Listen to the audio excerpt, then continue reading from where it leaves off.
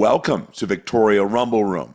It's an island show that likes to cover all the events, and some events we like to cover more than others. And one we're going to cover today, which maybe is not the happiest show, but there's a lot of important stuff to get through. And I'm talking about what Donald Trump is up to, the new U.S. president, 25% tariffs across the board on Canada and Mexico. That's what he's talking about, at least. Hasn't happened yet. He's figuring early February. This is bad, bad news, John, and we're in a terrible situation. Do you think this is just a bargaining position? No, no, I don't think so. And in fact, I'm taking a different tact about all of this, Robin. I am going to stop continuing to think that the man is a felon, a rapist, a convicted felon, a bully, bad business. I'm going to stop all that, okay? Because all of that is irrelevant. He is now the president, and this is the person we have to deal with, him and his government. And I am going to start to focus on what he is saying and what he's doing. And I was encouraged recently by the fact that that there was going to be a committee set up to evaluate the tariff scenarios and export situation between our countries. That only took about 10 hours to change and identified as being announced on February 1st at 25%. Well, he still says, and I have to apologize. You can hear I've got a little bit of a cold, but we're going to I get do through hear this that. anyway, You John. We're going to sound get so through great. this. I love I it. know, I know. It makes me sound even more upset about Donald Trump. But I mean, he does say there's going to be a committee. They will come down with some recommendations. It may not be as across the board. We're not sure yet. We don't know exactly how this is going to come down. But what we do know is he made some very strong speech comments in the inauguration. And let's take a look at some of the comments that he made. I will immediately begin the overhaul of our trade system to protect American workers and families. Instead of taxing our citizens to enrich other countries, we will tariff and tax foreign countries to enrich our citizens.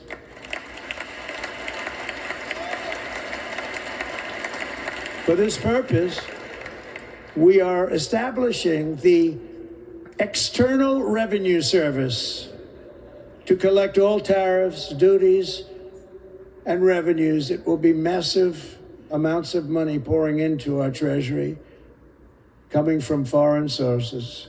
The American dream will soon be back and thriving like never before. I will end the practice of catch and release. And I will send troops to the southern border to repel the disastrous invasion of our country. The journey to reclaim our republic has not been an easy one, that I can tell you. Those who wish to stop our cause have tried to take my freedom and indeed to take my life. Just a few months ago in a beautiful Pennsylvania field, an assassin's bullet ripped through my ear. But I felt then, and believe even more so now, that my life was saved for a reason. I was saved by God to make America great again.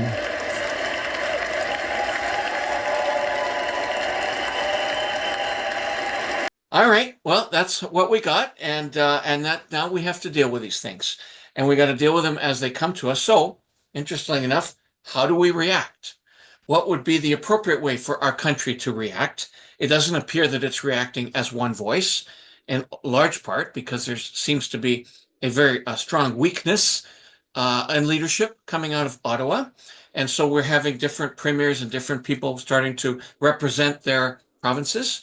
What are you going to do? That's how it works. If you don't have a vehicle by which we can talk collectively, this is You what's like you mean a sitting parliament, like people actually in right. parliament in Ottawa talking Yeah, about this because they've right, prorogued parliament. There's no parliament right now, and right, the prime minister's a lame duck. We're in the middle of a race for the leadership, but there's no leader. right. So those are very objective things that stop people from working together. So you get not random, but you get individual responses to individual areas, and that's what's happening. And I don't see how that looks good to the United States. So I don't think our response has been very effective. All right. So while we try to figure out how do we best respond, The Liberals, as you identified, they're in the friggin' middle of a leadership race.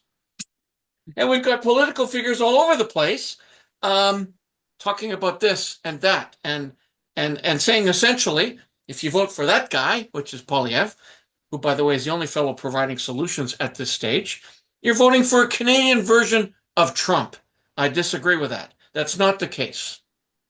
You know, John, I do think that Polyev has had to be very careful what he says, because I know in Alberta they're not keen about putting up tariffs on oil and gas going into the States because it's going to cost them billions and billions of dollars in that province. He's been very kind of quiet about what exactly we would put tariffs on, while other premiers are saying, you know, damn the torpedoes. And I know that David Eby's been talking about tariffs going directly against states that are red states. He's cherry picking Trumpian support in the United States. We'll see how that goes as well.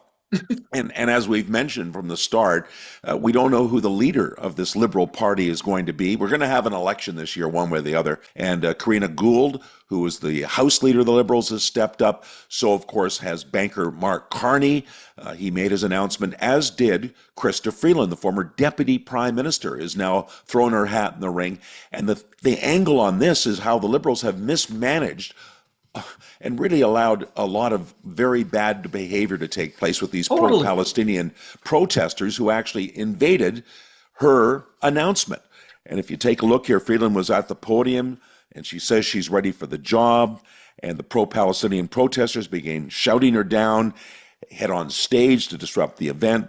All of this underlines that the Liberals have allowed the pro-Palestinian protesters way too much room.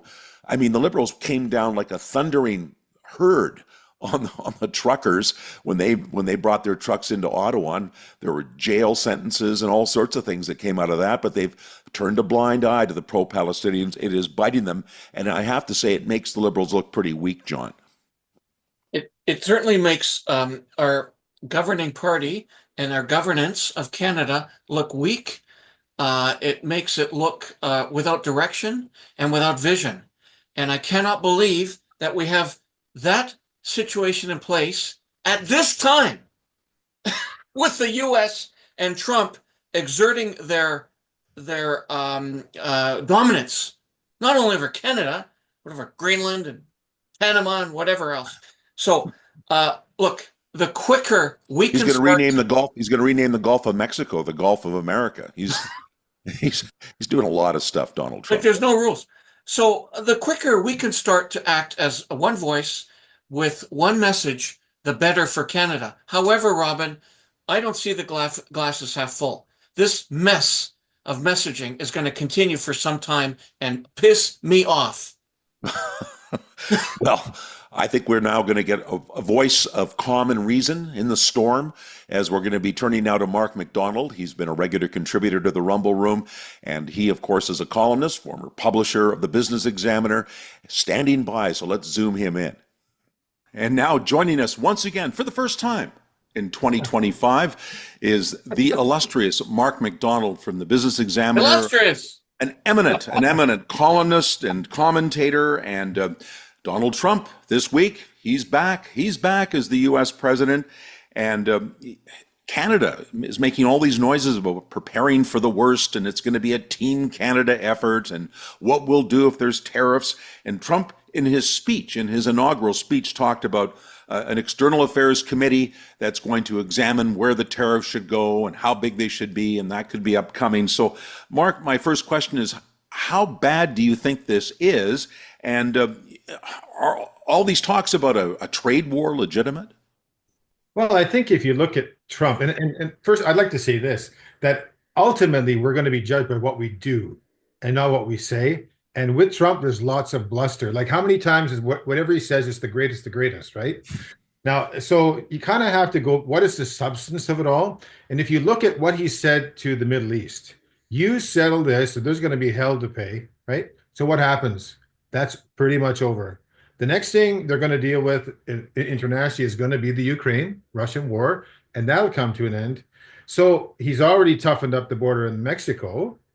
And now Canada had one response. This is what frustrates me. They had one response, tighten up the border. And the first thing they do is they get into this retaliatory, well, we're going to have a trade war. Well, why don't you fix the border? right? And we mentioned earlier, gentlemen, that I think what Trump is going to do, he's a business guy. He negotiates. He negotiates very publicly, and he embarrassed Trudeau, right? 51st state and the governor, all the rest. I would be surprised if he doesn't just, he'll keep his foot on the gas, but he'll pump the brakes a bit and say, listen, we have a long-term relationship with Canada. We do need the stuff that comes out of there, and we're going to take our time. We're not going to take advantage, this is my hope, not going to take advantage of a very weakened Canadian government and try to just to see where it's going to go, because we could end up with a new government in 2-3 months if the new leader decides to call elections. So Mark, I don't expect anything today. My question leads perfectly from this, okay? That being tactics. So national tactics. We've got 12 premiers, whatever we got going, all these people annoyed. Our prime minister didn't attend the inauguration in Washington. Yeah. Alberta Premier Danielle Smith did show up. Yeah. Sounds like she'd like to cut, and Alberta may deal with the Americans for oil and gas exports. I don't know if that's the case. What's your view of this tactic? Sort of almost like a rogue premier. Well, I support it 100%. I've written these things over the years. The first Trudeau came in, tried to ruin Alberta. He didn't succeed, and this one tried to finish him off. So I think that Alberta has one card to play, and that's this. And I'm afraid for the country that it becomes a national unity crisis, because it seems to me that Smith has the resolve to say, screw you, rest of you premiers are ganging up on poor Alberta. I don't want to see it, but they could be the 51st state. I'm just like Trudeau has tried to take out Alberta, and let's face it, Canada's economics without the oil and gas in Alberta would be a disaster. But this is all about political power. They don't want a strong West because they see Alberta as a threat to their power base in Quebec and Ontario. So that's my concern. I do applaud Smith. I hope she has the jam to continue to go forward, and unfortunately has to stand on her own, although I suspect that Saskatchewan will jump in with her. It's interesting to know how we're seeing Danielle Smith taking this position at the same time, almost exactly the same time, as liberal candidates are stepping forward to take over, hopefully as prime minister. We've had now Mark Carney, and we've had Katrina Gould, and then finally Krista Freeland has stepped forward. So those are the three, and I think just two of them, Carney and Freeland, are the two that are in real contention here. But what I'm hearing already from these candidates is, well, they're considering getting rid of the carbon tax. That's probably going to be out the door. And they're talking about lifting off the cap on oil and gas. So taking away right off the top of things two of the big wedge issues that Pierre Poilievre has been using countless times in speeches in the House and speeches on the road across the country. Do you think now, with a fresh leadership, it could really make a big difference in terms of people saying, well, I was getting really tired of the Liberals, but now with this new leader, they're just revitalized. I see them so differently. Do you think this makes a big difference? Well, can Canadians be fooled again? I think is the question. Yes, they can be. But here's the thing, I think, and just to kind of segue into Trump, one of the phenomena about Trump is he beat the media. Now, we know, we've been around long enough. Remember the saying? Because you've been involved in politics too, Robin. You never get into a fight with someone that buys their ink by the barrel. Well, he did, and he won. And this is why podcasts like yours are getting more and more powerful, more and more influential, because people are tired of the BS from the commentary of those that are doing the reporting. So you can go live source now, and you can hear people speak for themselves. So the influence that the media has, and let's face it, they still continue to cheerlead. Like you can almost see guys like that columnist from Toronto. He's in tears every time there's a negative news from the Liberals. They're still cheerleading, and so I think the Canadians can be fooled, but will they be fooled? And one other thing, they've been talking about getting rid of the carbon tax, and they said making other adjustments. The fact is, the taxes are just too darn high. You can take the carbon tax and hide it in the manufacturer's tax all you want, but Canadians are suffering financially. That must be addressed. And whether the Liberals can stand up and say, we're not like him, we just voted for him for 9 straight years. I don't know. I I've don't never know. seen Tell me more what's flag driving. waving than I've never seen more flag waving than we've had this Oh, last week or so from the yeah. federal Liberals. Suddenly they're talking about Team Canada and it's got to be a united front, and that somehow Danielle Smith is betraying the country by not signing that document with all the other premiers with this government. And if you're not with them, then you're with Polyev, and who knows what he's going to do. So I mean, they're wrapping themselves in the Canadian flag, while for the last 9 years they've talked about us being a post national country and not having our own culture and almost demeaning Canada. Now suddenly we are Team Canada. Well, I think, regardless of what Trudeau says, I've never seen a leader demonstrate so much that he hates Canada, hates what Canada is, hates what Canadian values were. So, it's hypocritical for them to now wrap themselves in. They've supported him for 9 years, right? And Polyev, doesn't matter what anybody says, he's going to be a question mark because he's never held this kind of a position before. He certainly has the talking points, he has the policy points, but then it comes down to, will you trust Yeah. him to turn it I'm around? gonna go rogue, Mark. I'm gonna go off the And question sheet. that's surprising. That's I'm gonna surprising. go off the question sheet. One of the concerning issues I have with some elements of the American electorate, Robert and I talked about this before we went on the podcast, is an inability to see another viewpoint. Okay, and that's disturbing because then you get stuck in these ruts. Okay, now I think that's one of the defining characteristics of being Canadian is that we in fact can see other viewpoints. We will have one and we will see other viewpoints. And I'm beginning to see some of the left and the liberalism begin to not be able to see what the opposition is saying. That is disturbing for me. I voted for Trudeau a couple of times. I voted for Mulroney a couple of times. I am proud of the fact that I am flexible in my thinking. And I've heard some folks say they can't even pronounce his name. They don't know. He has no policies. As far as I'm concerned, he's coming out with policies every week. And I hear them and they're good. And they're going to solve stuff. And we've lost the ability to dialogue and disagree, right? When we grew up, we were allowed to, encourage to. Why do you think that, right? So now it's, if you don't agree with me, you hate me. That has to stop. That's part of the woke stuff. And if you watch what Trump did down there, is the people that united behind him, and we talked about this last time, I think, is you have Gabbard, who I love Gabbard. Watch her on the future presidential ticket, by the way. She ran for the Democrats. Musk. These are and Kennedy backing Trump, and if you watch, it was the young American men that really stood up and started dancing the Trump dance and everything like that. So I think it's coming back to common sense, and with that, let's stop the polarization. Like, what do people Is it want? coming up here? Well, we'll see. I hope so, but our country's in real trouble. Like, and even Harper, who's now speaking up about some of the travesties that have happened economically, he says this is not an easy job for anybody. And we don't know, does Poilievre have the stones to pull it off? Right? We don't know. Where's his track record? He's a good speaker. I like him personally. I've met him. He campaigned with me in 2015, but will Canadians have the ability to hear that and make rational decisions? Because so far, what I've heard from him makes sense, Mark. Common sense. Yeah. Well, I can tell you from conservative rallies over the years, it was mostly gray hairs that showed up. And when Poilievre would come to rallies, to be like, I've never seen crowds like that for sitting prime minister.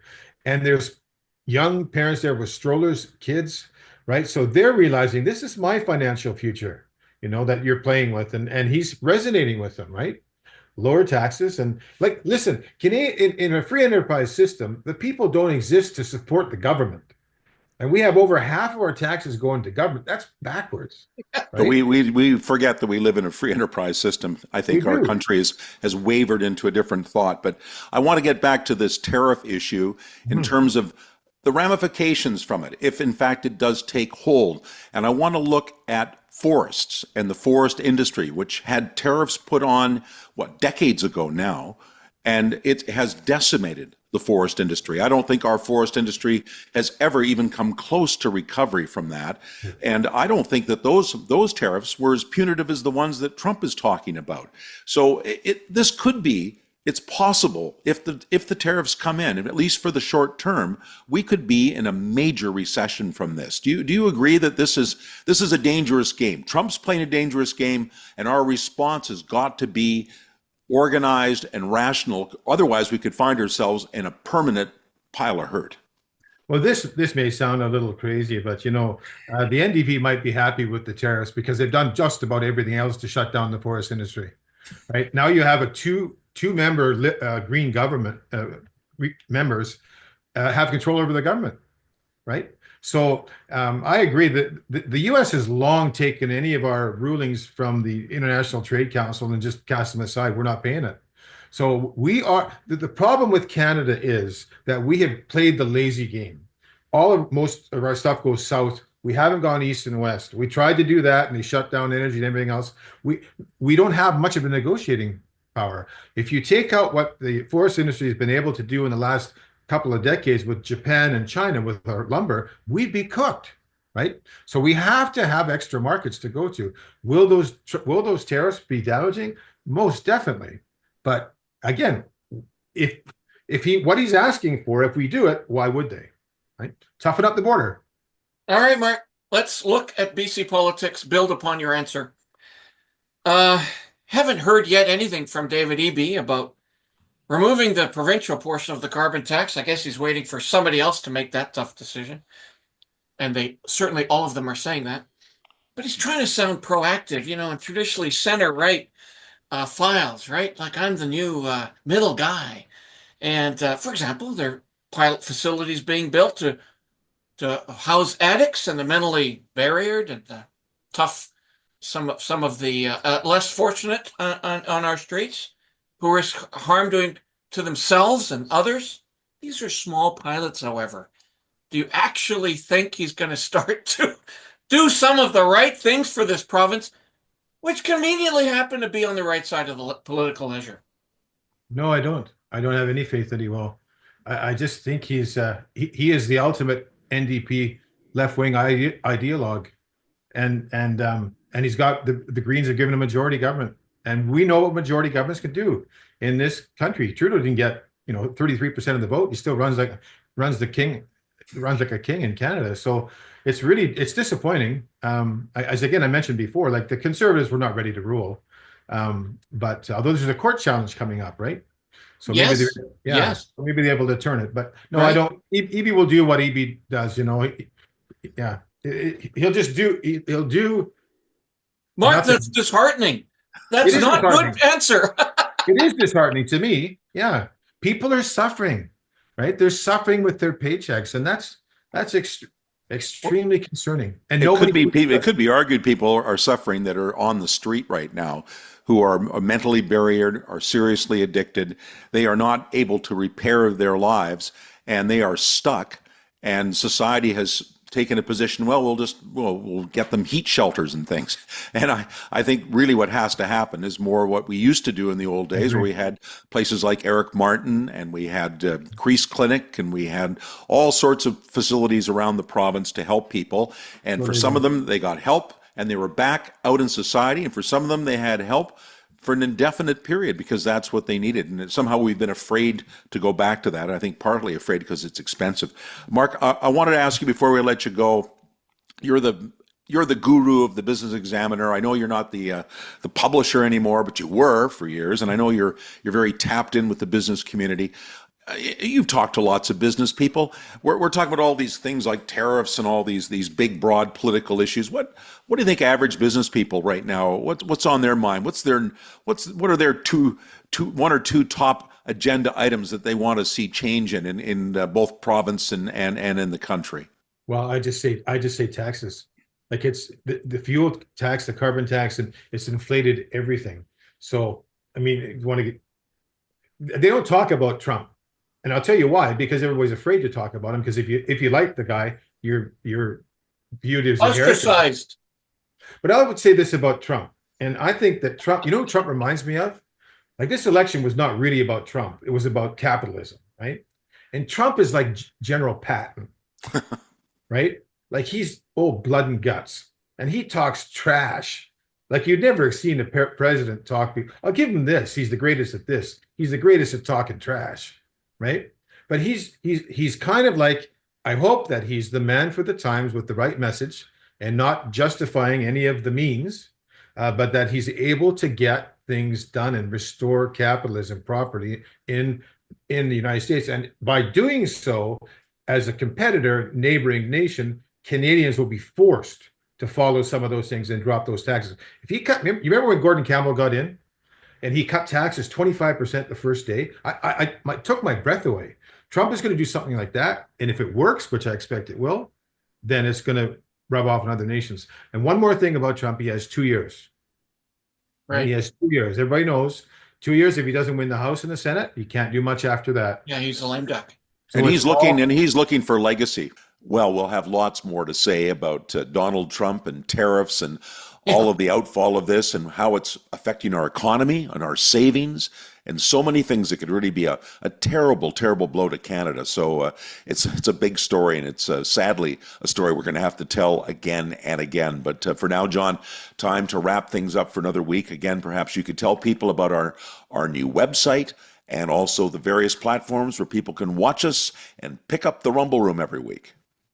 Yeah, if we were robots, we would be doing a show about every 12 or 13 minutes because that's how fast the news is changing. But of course we are not.